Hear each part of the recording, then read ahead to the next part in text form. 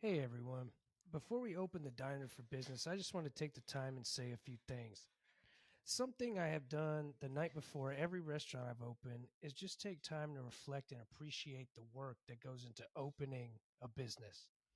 As the chef of this diner, I cannot express the importance of the people in our corner. It's like in a boxing match, 11th round, in between rounds when your lip is busted, you're bleeding heavy, and the coach is telling you, hang in there, you got this. Trust the process, it only takes one jab. I would like to thank our families for the unwavering support in this endeavor. The kids, the wives, moms, and friends who supported getting this thing up and going. Not to mention, this is fantasy football. If you think about what it is at the end of the day, it's just a game. However, I do assure you that there are not two people more passionate about this game and the sport in general. I'm blessed to be doing this with one of my best friends who I've known for just about half my life. Not only have we seen each other's highs and lows in life, but we've tackled the fantasy football space together.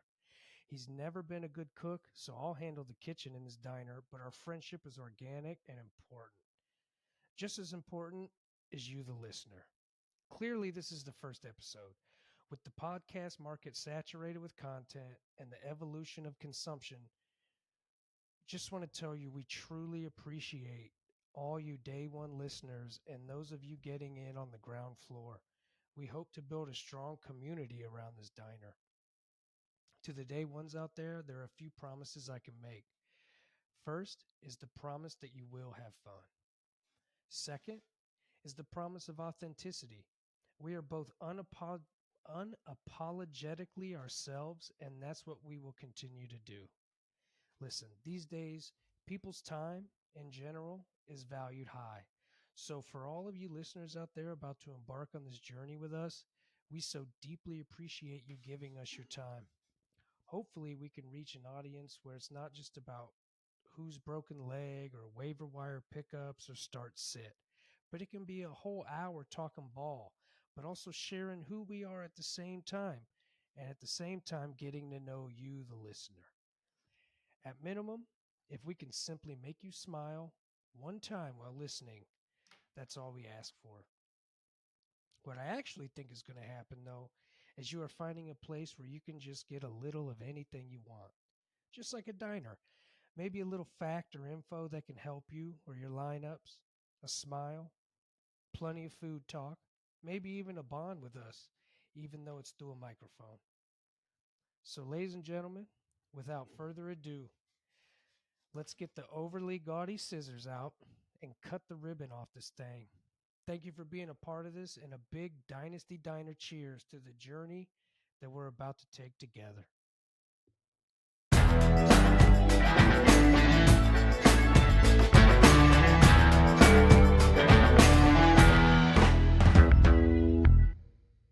Welcome into the Dynasty Football Diner, ladies and gentlemen. The diner has opened the doors.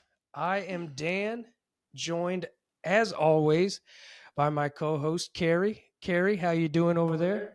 I'm not doing too bad, man. I'm ready to get the show on the road. I'm ready for the hiccups, the ups and downs, left and rights, the 86s. Oh, buddy, You you know there's know going to be what plenty. Okay, well, thank you everybody for tuning in. And just to get a little housekeeping out of the way, uh, as we're just getting started, we don't have a lot of stuff that these big boys have. But what we do have and how you can support us is Instagram. So it's at DFD underscore podcast and on YouTube at youtube.com at DFD podcast. Please, please, please like and subscribe. It will help us a ton. Right now, the platforms we're looking at are YouTube and Spotify. And trust us, there will be more to come. Carrie, do you have anything to add on that?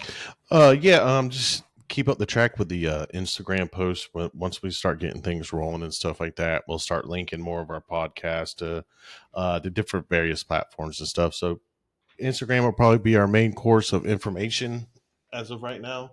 So until we get more used to it and stuff like that, this is our inaugural episode. So just please bear with us, and we really hope you enjoy it. All right. So, how you feeling about going into this week, Daddy-O? We're depending on when this drops. It's either the day of or the day before for this 2024 NFL season. How you feeling just going into the season in general? Honestly, I'm super excited that fantasy football is like right there. You know, like I was excited for the drafts during the off season, the attempted trades during the off season, and uh, and now I'm just ready. I'm ready to see my team rock and roll. How many Or, leagues you got going? I have 7. Okay. Love you, I'm honey. That's true. We love you, honey. And yeah, I got 6 of my own. Um, so just for the people, as we talk through this and you get to embark on this journey through this season, we will have you know that me and Carrie are co-owners of a dynasty team. So we'll probably be doing a lot of chatting about that team and that league. We also have a little family league going on, which I'm sure will probably create more talk. Well, really, the Oh, smack talk the back and forth. animosity is going to be great. Oh, dude, nothing better than when you can enter a 12-year-old into the equation and really get pissed off. You know what I mean? Listen, both our fames are secretively hyper competitive, so this is going to be quite the league. No doubt, no doubt. All right, well, so being the inaugural episode, we have a couple segments we want to get into, but really, guys, this is all about just some banter and some chatter and some news and information that we hope at least anybody can take out of this after they're done. So I'm going to go ahead and kick it to Carrie for some news and notes. I'm going to call it taking inventory. So let's take some inventory and get our minds wrapped around what's going on in the week one, and then we'll get into some having some fun with some segments. All right, well, so we got some news. We got some new news, some old news, some old new news. Let's see, where are we going to start today? We'll start with something a little older. Mark Andrews was recently in a car accident a few weeks ago. He has been reportedly practicing on the field and stuff like that since Friday. He said it was an extremely scary incident, his car accident. He doesn't appear to have any injuries for that. So if you drafted him earlier and then that happened, don't freak out. He should be all right. But it's totally your call. Let's see. We got oh man, how about Ricky Purcell shot in? Pearsall? Yeah, with him. Shot in the chest. No vital organs or anything hit. Clean in and out. Is already out of the hospital. What is going on with this? Because not 2 years ago, Brian Robertson Jr. shot in the leg, ruined his season. So this one was over a Rolex. I believe Brian Robinson was shot over a carjacking. Yes. Um, all I can say is to those of you out there, pick a city to live in where you're comfortable. It's getting wild out there. Be careful. Yes. It's getting a little bit. It's getting nuts out there, man, and people know who you are very quickly, and they're big fans and stuff like that. Make sure you got some people with Did you. you know Ricky Pearsall was on his way to an autograph signing for the team? No, actually, I was not aware of that. No, it I was know the he was going Sanford. somewhere for a team thing, but not the signing. Yeah, it was an autograph signing for the team. Yeah, well, that is just unlucky, boy. You talking about unlucky? All right, so moving down my list here. I'm sorry, you guys just bear with me here a second. I keep losing it. Moving over yonder. Okay, so the next one was Hollywood Brown's going to be missing up to a week with his injury. His yeah, the no, yes. So he had a shoulder injury. He's not going to play on the opener. Andy Reid said that's what he said. Brown suffered an SC joint injury to his shoulder on August 10th and was expected to miss 4 to 6 weeks. We're just 3 weeks into that, so chances are, I mean, he's a bit older player, so he probably is going to be looking at the maximum of 6 weeks, in my personal opinion. So I wouldn't expect him to be in for another couple of weeks. Is he on the dust alert watch list? Listen, the way I felt about Hollywood Brown is I have strong feelings about this. He was good for like a year or two. He was superstar status. But ever since then, it's been a decline, just a steady decline into oblivion. And now he's back. Now he's on a high powered offense, a great offense, Super Bowl champion offense. But eh, I just don't know. I wouldn't draft him unless it's a dart throw, and I've already got my team filled out personally. I wouldn't take him. Well, I mean, the thing with Hollywood Brown is that he's been hurt off and on for like it seems like forever now. I mean, even when he was back in the day with Baltimore. Um, yeah, I don't That know was the with only time he was good was in Baltimore. Is what I'm trying to say. well, and that's the thing. Like with him, I go back and forth. Like earlier, it seemed like a couple months ago, I was in on him, and then now I just kind of feel like he's a bit crusty, musty, and dusty.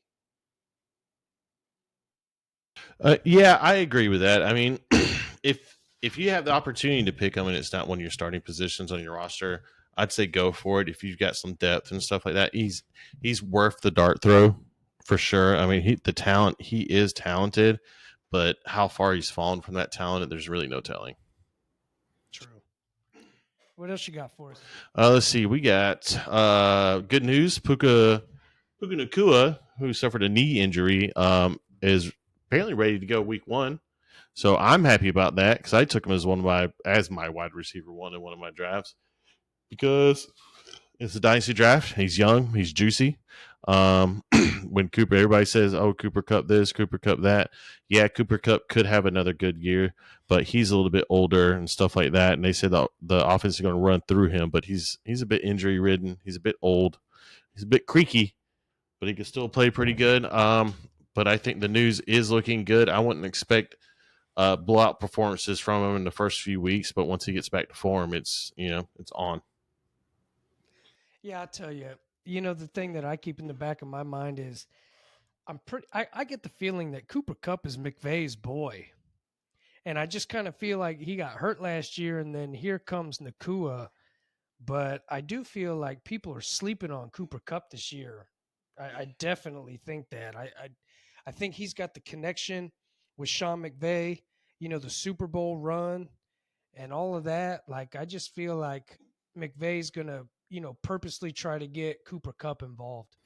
Well, he's not just Sean McVay's boy; he's also Matthew Stafford's boy, That's a good point. and that's a big deal.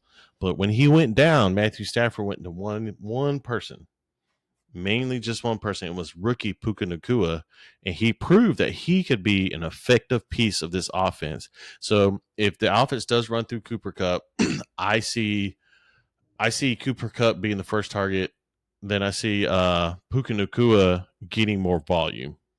Like you know what I mean. Like Puka's get more volume. Cooper Cup would get the more big time plays because he is a little bit older. He can't run 100% routes all the time. So, but I mean, I might be wrong, or the injury might be lingering. We don't know. This is why we play the game. Um, all I'm saying is, if you got Puka Nakua, if you draft Puka, I would try to get Cooper Cup. I feel like that relationship is like Matt Stafford's the chef and Cooper Cup is that good server that's always asking for little pieces of food, when nobody else is allowed to eat. And Cooper Cup keeps coming back like, oh, chef, please, can I try that? You know how it goes, dude. No, see, the way I see it is Cooper Cup's the server who doesn't have to ask for it anymore. It's just out there ready for him.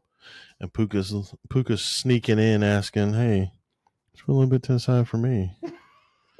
Yeah, Throwing a little bit of salt in yeah, the it's wound. come on. Yeah, Yeah, you have to I give like him. that. You don't have to give him all the fries. Plenty of fries for everybody in LA. All right, what else you got? All right, let's see here. Last one. As far as player news is going to be about. Well, no, that's not true. We got Marshawn Lloyd. If you're looking for a fantasy pick, if you're looking for a dart thrower for a running back, this is a good guy to have on Green Bay. Marshawn Lloyd. Um, he's very talented. The only issue he does have is He had a hamstring injury. but he's back at practice. So if you did already draft him, just be wary because hamstring injuries are very lingering season long. But he is also very young. So I mean, somebody like we just talked about a couple years ago. Cooper Kupp had a hamstring injury and it lingered, and this is a fact.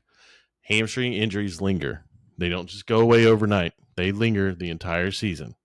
So if you picked him, he's a good backup. He's a good player. He's young. It might not affect him too much, but it is something to keep your eye on. Um, I've recently been kind of nerding out on some of these follows on social media. They now have these like doctors who are into fantasy sports where they give you like a percentage chance of re-injury. Just wild stuff. I don't know if I can believe it. I don't know if they even know what's going on because I don't think they're affiliated with the teams officially. But it is kind of cool to hear some medical professionals' opinion on re-aggravation. That's normally not something that we've been privy to on the information going forward.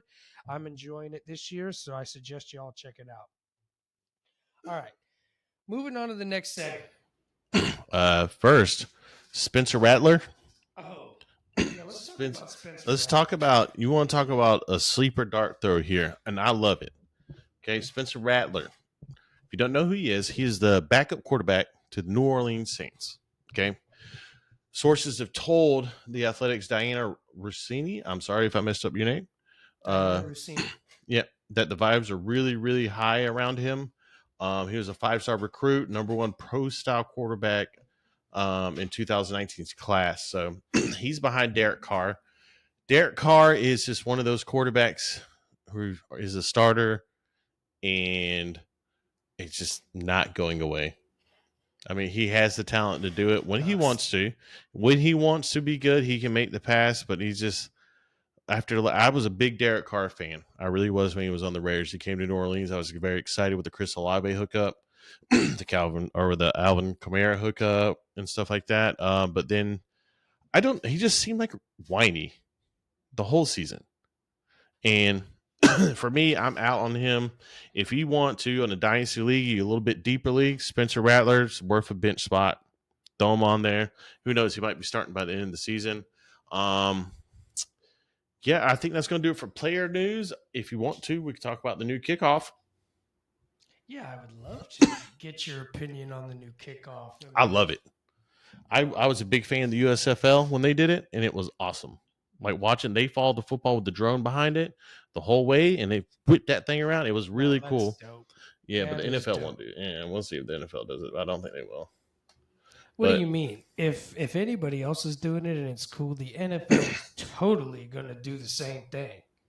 yeah, but the difference is that the USFL was played on like a high school football teams thing. You know what I mean? It was played in two. It was played in two places, and the NFL has stadiums with hundreds of cameras, and I mean hundreds of them. They get better views and they get better looks. But I think ultimately, the new rule is going to be very interesting. Obviously, it's different from traditional football that we're used to. Um, it's if I remember correctly, the statistics for the preseason returns there was like a 78% return percentage on kickoffs with this new rule compared to the 23% of the entire season last year. So we're going to get more kickoff returns. We're going to get more designated plays for players on kickoff returns. I'm excited to see it. What do you think, Dan? Well, here's what I'm looking forward to. For me, the kickoffs, I'm indifferent. Here's what I'm most excited for, right? And this is what I'm just I'm praying and hoping that this is what it comes down to. It's the AFC or NFC championship game. And you got one kickoff with 30 seconds left. And the Dolphins, if they're there, they stick Tyreek Hill back there to catch that kickoff. It is going to be electric. And not to mention all the other badass players out there that can just catch a ball and go. And I'm really hoping I'm really hoping that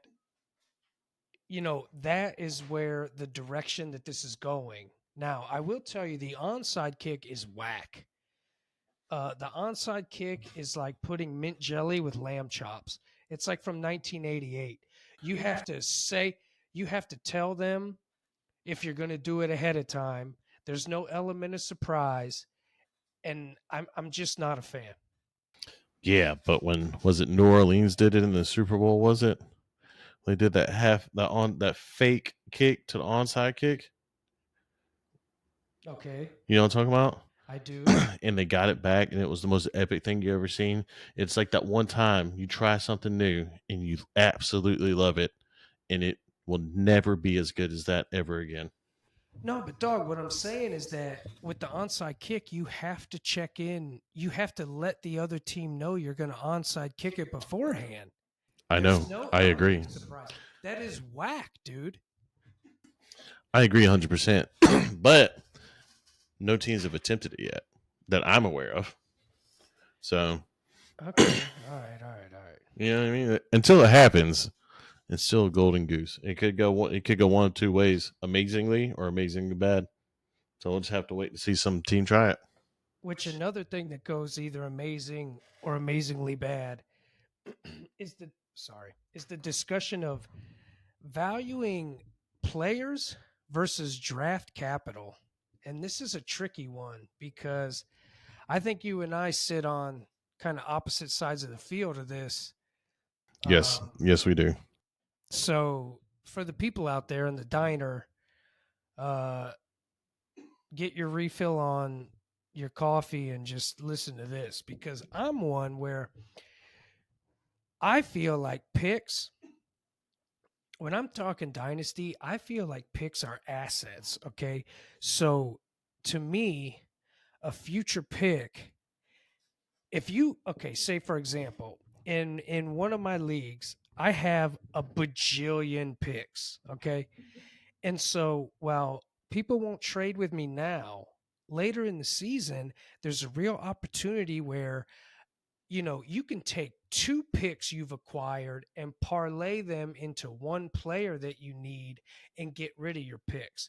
You can turn three picks into a pick two of the draft if you really want to. Picks are I value them very highly. They're so versatile. You can either keep them at the end of the day, you can keep them and you keep your dart throws. You can turn them into a player. You can turn them into better picks. And so for me, it's a nice little addition when you're making a trade and you want to get things popping. You know, let's get some picks involved. That's how I'm looking. Not all the time, clearly, but and it all of the stuff we talk about in fantasy is going to depend on your league because some leagues, well, every league is different, right? No diner is the same. I just want to point out that I have never seen Dan make a trade that didn't involve him getting a pick. So he says they're not that important. He would literally not make a trade unless you put a pick in there, regardless if Not it's a true. fifth round rookie pick. Name one trade you made all last year that didn't involve a pick. All right, give me a minute. Yeah, go ahead. For the listeners out there, we don't have that amount of time for him to go and try to find this. I know for a fact that it didn't happen. He's I understand picks, they're good to have. I get that. But valuing a first round draft pick over an experienced vetted player to me is insane. It just is.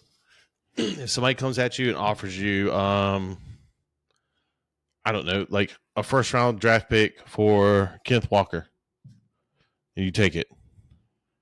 You're Kenneth This Walker. year? You're Kenneth Walker for a first round draft pick when you're starving for running backs in the fourth week. You don't. That just it doesn't make sense to me because that's what happened. No, no, and again, this goes back to every league is different, but not even every league different. But it's about team construction, right?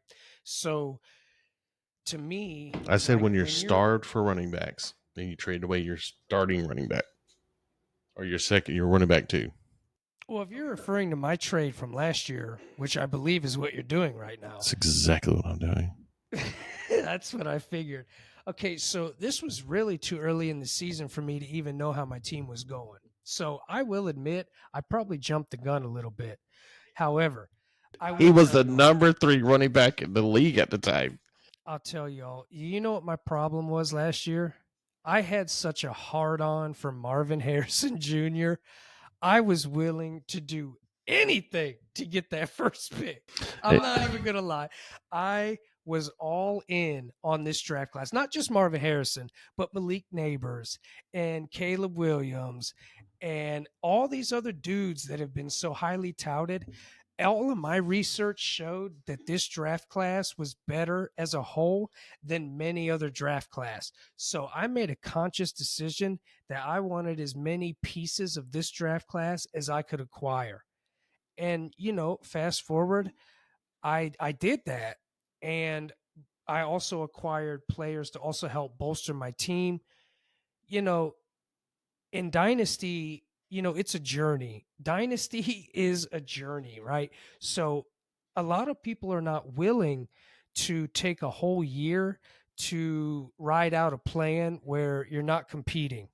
Me, I was okay with it. It was my first dynasty team, and I was willing to. My goal in that league is I want to build a dynasty. I'm trying to have like the Patriots of the 2000s, right? So that was kind of the route I went, and everybody has a different draft strategy. I just, I'm not trying to pick on the man. He says that was his draft strategy, but in reality, he could not win to save his life in the first like 4 weeks of that season. He had an amazing team, but they just did not perform, and that is the chance you take on fantasy football. You could have the best Injuries, drafted team. everything. Yeah, you got the best draft team ever, and they'll go put up 4 points. There's nothing you Yeah, can do about you're it. right. I did have a bit of bad luck, and I will tell you, sometimes I feel like the real, the dynasty managers who can be honest with themselves are the ones who, because every team looks like a championship winner at the beginning of the year, but there's 12 people in your league who are all thinking the same thing, right? And only one wins. So my thing is that when you look at your team and you're like, damn, this is a great team, by week 4, Let me trade all of them by week 4. by That week was his 4, you're move. looking around like, man, there's no one left in this diner. I don't know what I'm about to do. So why don't I go recruit Marvin Harrison? That was the way I was kind of looking at it. But I will tell you, at the end of the day, fantasy football is about having fun. I had so much fun in our league last year, bro. I wouldn't change it. Yeah, me neither. I mean, I I drafted good. My biggest issue is I'll have like I'm gonna tell you right now, I had one of the best wide receiver cores there were. But it's just when you have so many good players, it's hard to pick which ones to start. So that's all you can really do about that. But I think it's almost time to move on to the next segment. You ready for the juicy nugget of the week? Yeah, hit me with your juicy nugs. Okay. All right. So, first of all, I would like to preface this since we are a new podcast. I was going to call this the Dino Nugget of the Week, but because of trademark infringement, I'm just reaching out to any of you potential sponsors out there who connote a nugget.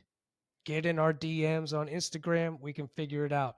I'm talking chicken nuggets, gold nuggets, smoke shops with them green nuggets, Miss Cleo with knowledge nuggets. You come holler at us. We'll sponsor this segment. So I'm gonna get. Are you ready to nerd out a little bit, bro?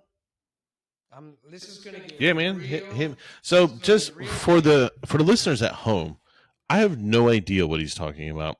He wants to do this weekly or bi-weekly, however many times he wants to, where he comes in with like a surprise stat or something like that, A and nugget. a nugget, a little tiny little nuggy That's just right. for you. So We yeah, just I'm ready need a for it. sponsored nugget. Bring it, sponsors. All right. Anyways. All right. So my nugget of the week is I wanted to take a minute and look at tendencies of drafting because Well, let me rewind. So basically, in my opinion, the hardest spots to draft in, number one is number one. Number two is number 12, or the last pick in your draft, whether it be 10, if it's a 10-man league, 12 at a 12-man, 14 at a 14-man.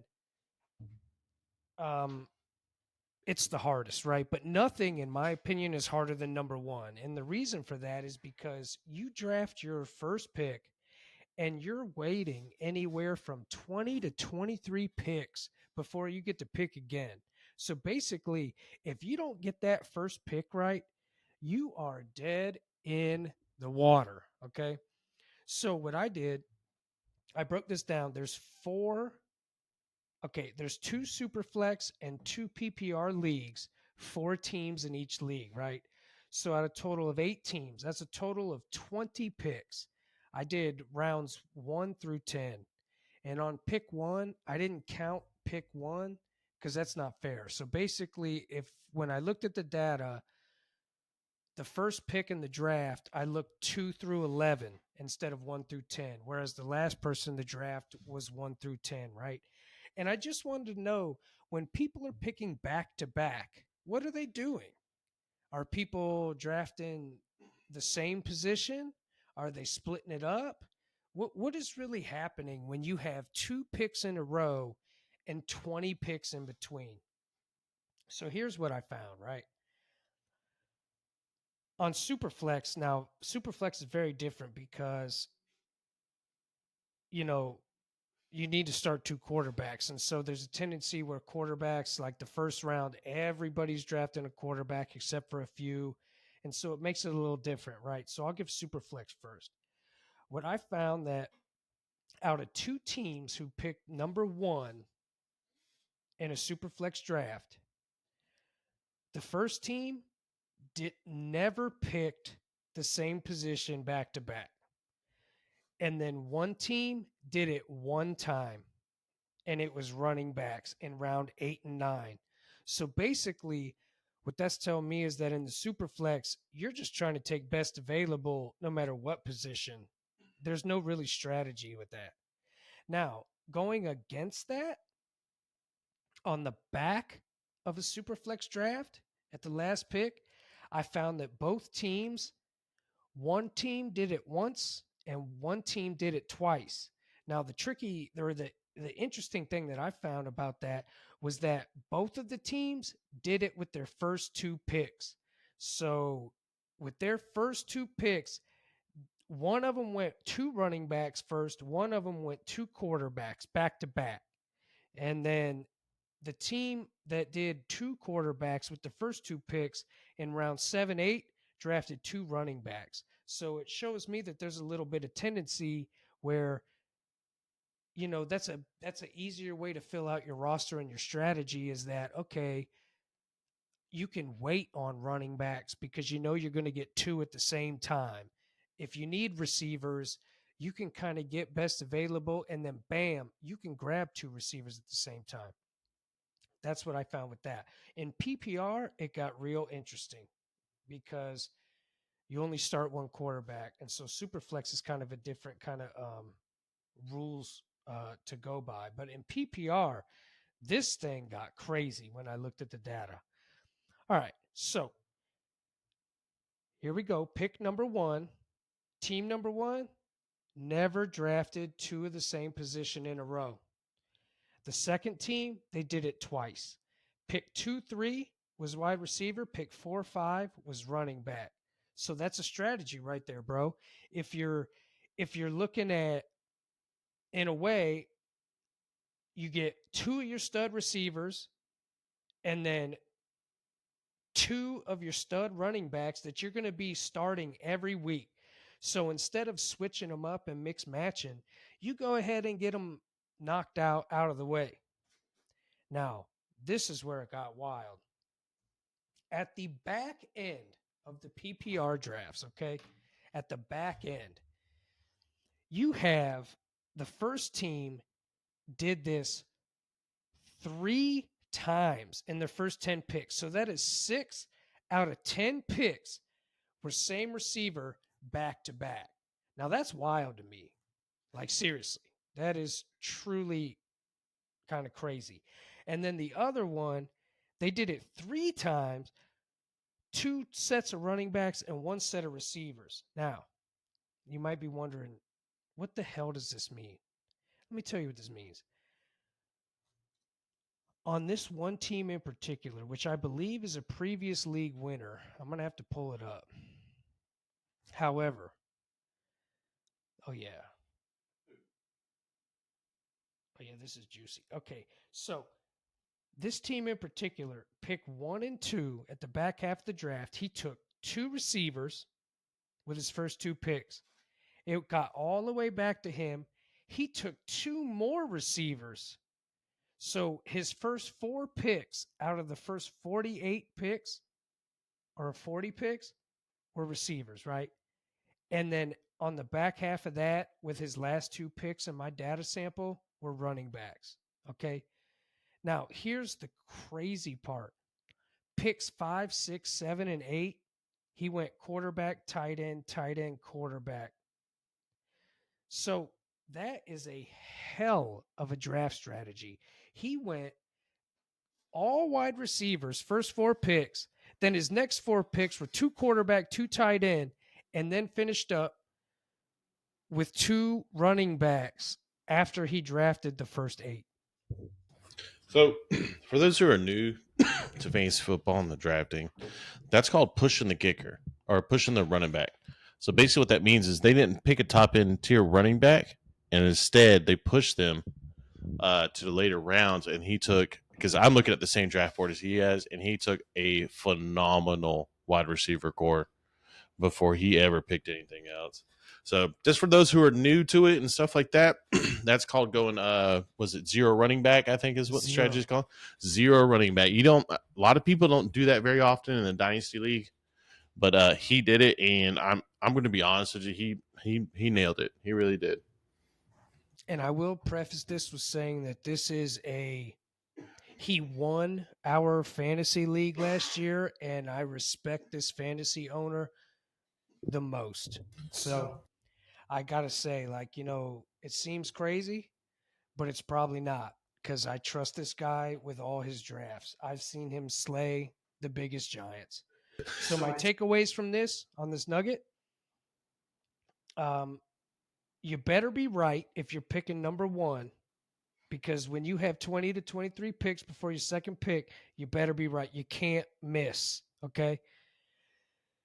The last pick in the draft has the same amount of picks between, but you can correlate combos. So if you, depending on how the other people in your draft are drafting, you can absolutely parlay this into just drafting duos of players at the same position, depending on best available. My other takeaways: at the back end of a PPR draft, you can stack picks. Like pick 12 or pick 10, I think is way easier to go ahead and start stacking. And that way you can formulate your team. You get a better idea when you stack. So when you're picking at the end and you can stack positional picks, I like it. But it really works at the end of the draft, not the front. And at the front end, you better just go best available. Um, super flex, maybe not, because you got to fill position needs and quarterbacks go fast. But in PPR, yeah, dude, stack them up at the end of your drafts. Absolutely. In a PPR league, I would rather have a stacked wide receiver core over anything. And I mean, not just like, oh, my starters are stacked.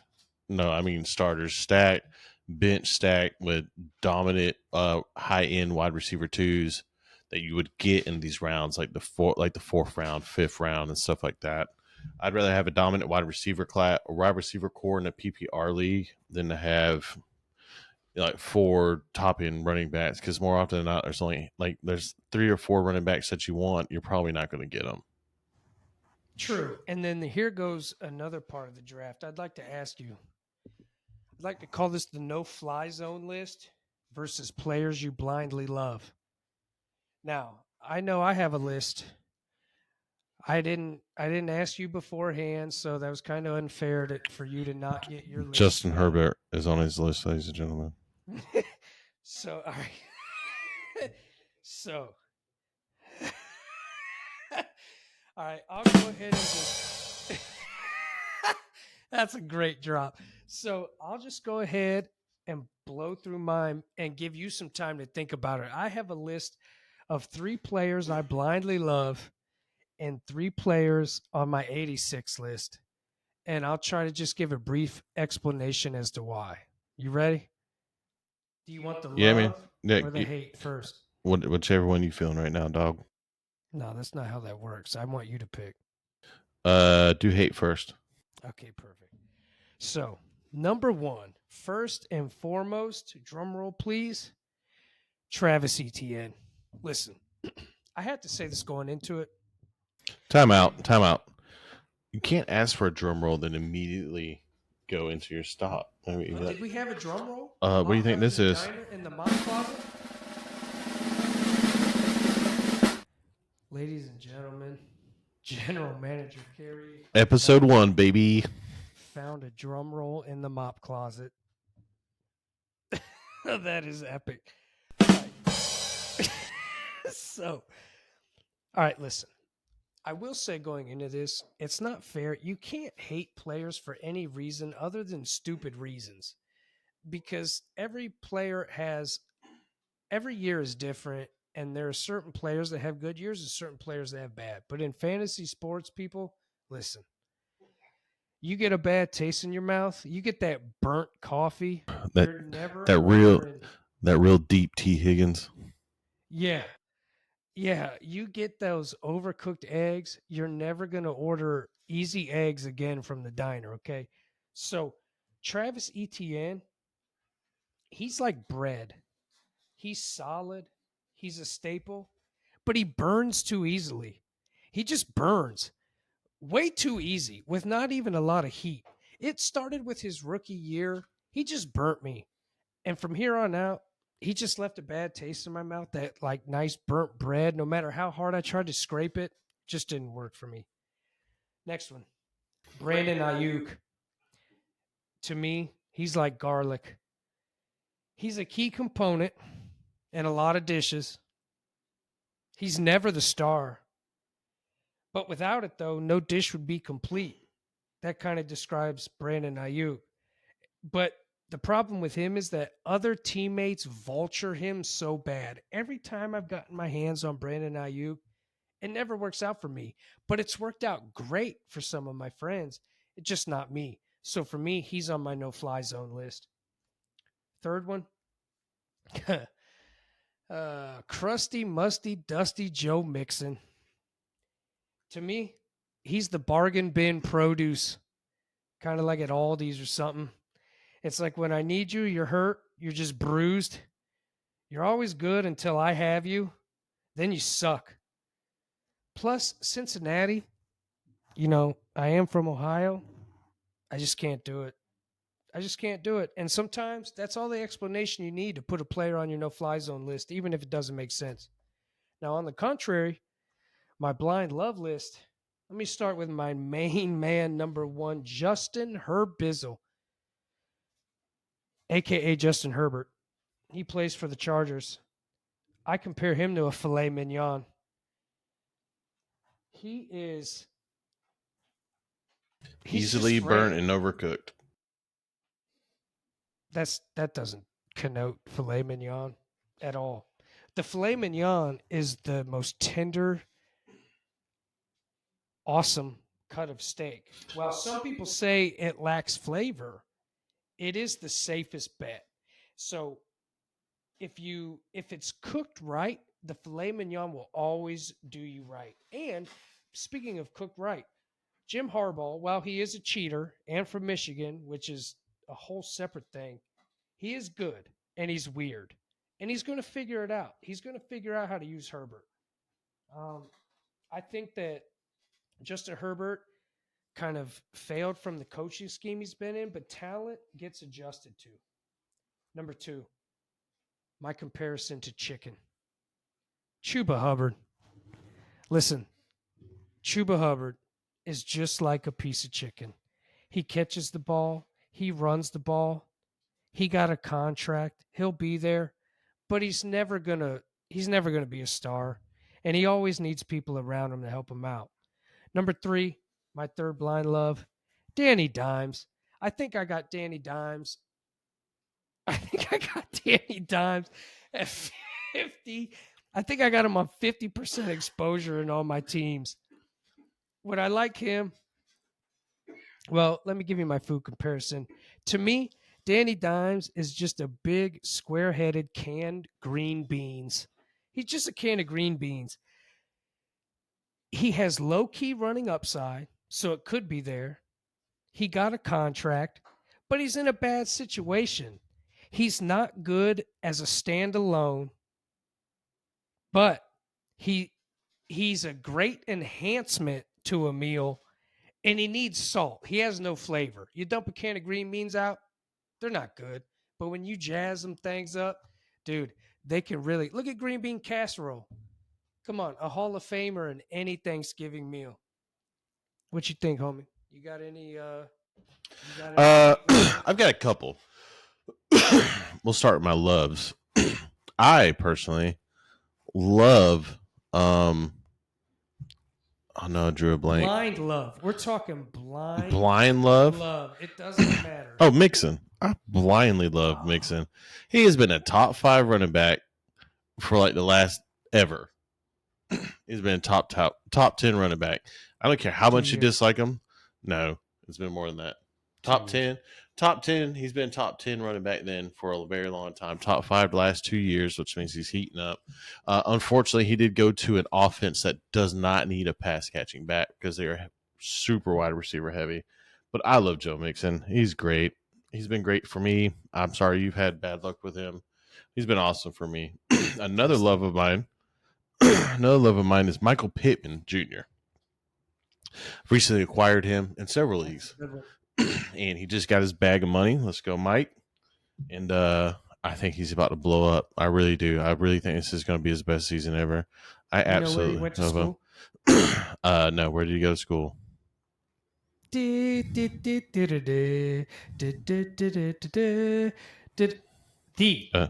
Ohio State University. Oh, because that's not at all what I thought when I heard that dumb song. But yeah, those are my two guys that I absolutely love. I will always try to acquire them. Two people that I hate, or I guess I dislike pleasantly, is T. Higgins, because I've been burned by T. Higgins so many times, and I can't anymore. You put T. Higgins on the 86 list? Yeah, no, I wouldn't say 86 him. He might, some people might have a taste for that kind of stuff, and he might, might fill you up. He might give you what you're looking for. But for me, I'm over it. I just can't, I tried it, and I tried it, and I tried it, and I just couldn't stomach it anymore. I mean, I feel you. There's no rhyme or reason to these lists. No, there's not. Love in an 86 list. My 86 list is Caleb Williams. And let me tell you why. Oh, wait a second. Let me tell you why I don't like Caleb Williams and why I think he's overhyped. Okay? Everybody says he's going to be this great quarterback over at the Chicago Bears. He's going to change the game, some say. He's going to break all these records. He's not. He's not going to do any of that. You know why? Because he is Justin Fields 2.0. Okay? I went through and I compared their two best collegiate seasons together because they both only played 3 seasons. Now let me drop a little knowledge on you here, okay?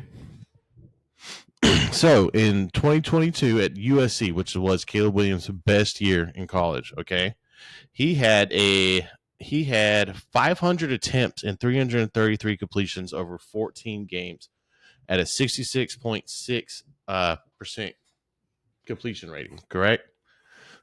He had 4,537 yards, which is a lot. I'll give him that. He had 42 touchdowns and 5 interceptions. Now, when you go and look at the teams he played, Rice, they beat 66 to they just destroyed them. Any ranked team Caleb Williams played that had any team with a good defense, Caleb Williams played. He had a sub 60 completion rating. He had sub 200 yards, and he just could not handle it under the pressure of these other defenses. Was it Jasmine Rice or Basmati? It was the day old rice that you forgot about. That's what it was. It was day old rice that you forgot in the Tupperware container that when you heated it up in the microwave, it still crunched. So Caleb Williams, his best season, that was it. Okay. Now keep in mind, Caleb Williams, he played an extremely easy schedule, and the teams he played were nobodies. So that was 2022. In 2019, starting quarterback for the Ohio State, Justin Fields, 14 games,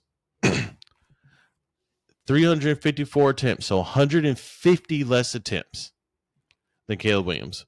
238 completions, 100 less completions than Caleb Williams. His percentage was 67.2, just barely more than Caleb Williams. His yardage, on the other hand, was only 32.73. So there's a 1,300 yard difference. Okay, 1,300 yard difference there. His touchdowns. Can you guess how many touchdowns Justin Fields threw in his sophomore year? Same as 2019 sophomore year versus Caleb Williams sophomore year was. Caleb Williams 42 touchdowns and 5 interceptions. How many do you think Justin Fields threw in his sophomore year? 45. No. He threw 41. 1,300 less yards. 41 touchdowns. He had a great year for the Buckeyes, though. Yeah, he absolutely did. Guess he threw 41 touchdowns with 3 interceptions. 2 less than Caleb Williams. And that doesn't seem like a lot because Caleb Williams threw more yards. But if you really think about it, his passes and his completions were more efficient because he got more touchdowns. He also won more games. He also didn't fumble the ball as much as Caleb Williams does. You go in PFF, Caleb Williams has a much lower fumble or a much higher fumble rate than Justin Fields does. So what they did was they took all this money and put this great, amazing talent around a rookie quarterback who fumbles the ball, who holds it too long, and who is Justin Fields 2.0. Okay? When you have an experienced Justin Fields on the field, all you had to do was give him some money. And you put him with this team, he would have been a playoff winner. He would have gone through it and he would have done it. But now you got Caleb Williams, who I personally believe is going to cause issues in the locker room. Because he's a bit of a diva. He's going to take sacks. He's going to do that because he pads his stats. It's what he does. So what you're saying is that Caleb Williams is like the daughter of the assistant manager who gets a job to serve tables and is just instantly whiny and it needs extra help carrying the Coca-Colas out to the table and doesn't want to do any side work, doesn't want to sweep the floor at the end of the shift, but gets all the praise. Is that what you're telling me? That's exactly what I'm telling you. I'm telling you right now, if it were me and you were drafting or you had the opportunity to get Caleb Williams, he will probably do just fine for fantasy football, but don't expect more than what Justin Fields gave him. He's got great hair, though. Can we agree on that? I mean, it's there. Okay. Fantastic. Fantastic. So, now, here's what I want to do. I hope you all enjoyed that. And again, I just want to put a bow on it that when you're talking in fantasy football, one of the things. Hatred. Go ahead. No, go ahead. I interrupted. Blind hatred has no rhyme or reason. Okay, just like blind love. It's fantasy football, really. So it could be as easy as you got burnt in the worst position and you're just pissed. You don't want to see them, look at them, deal with them. and then the next year your ass will be chapped because they will burn you by having a phenomenal season exactly 1 year after you took them. So that was kind of why I went to this segment, and I just wanted everybody to understand. Now, little side note, I just want to give the people out there, all of our diners, I was looking at some FanDuel for week 1, and you know, I just want to give a couple values that I think oh, come on. So apparently I don't get reception and I can't pull up my info, So what? So what we want to do is, moving forward, it was hard for me to get any kind of statistics or reads from my DFS line. Is after this week, we're going to want to close our episodes out with some DFS lines for you guys that we think are going to work good. Unfortunately, I didn't have a chance to get to mine this week, do some personal things and stuff like that. But I think it's almost time to really wrap it up. Is there anything else you want to tell them before we exit out? no, well, for the last time, find us on Instagram at DFD_podcast and at youtube.com at DFD podcast. YouTube and Spotify are our platforms right now. We hope to be adding more of those very soon. And I just appreciate each and every one of you for visiting the diner. I hope that you continue to support us, and without you guys, we'll just be talking to ourselves. So please continue to come to the diner. We have a lot more fun stuff and a lot more segments that we want to get to. And just appreciate you all bearing with us as we try to figure this out. Yeah, and I just want to say thank you for everybody who stuck it through almost a full hour of listening and stuff like that. Again, we want to thank our family, our friends, and stuff like that for supporting us through this, and just really helping us out. If you could, again, like and subscribe. There will be more content, more things going out as the show progresses. Things will get more fluid and things like that. So, shoot us any ideas or anything, suggestions you guys have. Again, thank you guys for sticking with us through this first episode. I really enjoyed it. I'm not gonna lie, I was pretty nervous coming into it and things like that, but I think we pretty much stuck to it pretty well. I think Dan wants to say something else here. I was just gonna echo what he said, and also please tell a friend. What we really want to do is, we're never going to be the fantasy footballers. We're never going to be some of these other big boys. The Kelsey podcast, we are never going to be that, okay? And we understand that. We are just trying to create a diner where everybody can come in, sit down, have a beverage, maybe a little bite, and have some fun. So please tell a friend, help us out, help the podcast, help the diner, and just appreciate you all. All right, so I guess I'm going to sign us out. For Carrie, this is Dan. We appreciate y'all. We appreciate y'all tuning in to the inaugural episode. Come back next week. We'll see you. Take it easy. Yep. Thanks again, guys. Thank you.